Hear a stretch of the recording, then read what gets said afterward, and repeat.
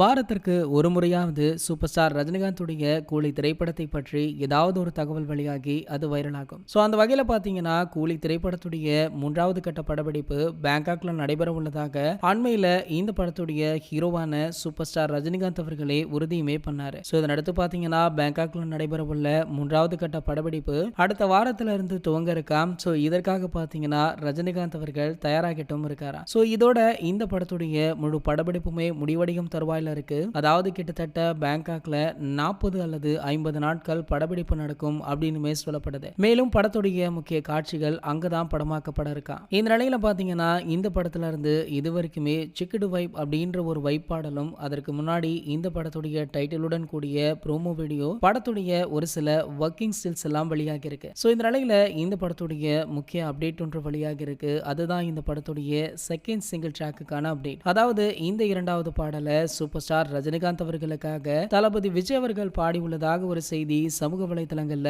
வைரலுமே ஆகிட்டு இருக்கு. சோ கூலி திரைப்படத்திற்கு நம்ம அனிருத் அவர்கள் தான் இசையமைக்கிறாரு. தளபதி விஜய் அவர்களுடைய ஜனநாயகன் அப்படின்ற படத்திற்குமே நம்ம அனிருத் அவர்கள் தான் இசையமைக்கிறாரு. சோ அனிருத்துடைய வேண்டுகோளுக்கு இணங்க தளபதி விஜய் அவர்கள் ரஜினிகாந்த் அவர்களுக்காக இந்த பாடலை பாடி உள்ளதாக சொல்லப்படுது. கூடிய விரைவிலேயே இதற்கான முறையான அறிவிப்புமே வெளியாக இருக்கா. இது போன்ற சினிமா செய்திகளை பத்தி நீங்க உடனே தெரிஞ்சுக்க நம்மளுடைய தலைவர் அப்படின்ற நம்ம சேனலை சப்ஸ்கிரைப் பண்ணிக்கோங்க.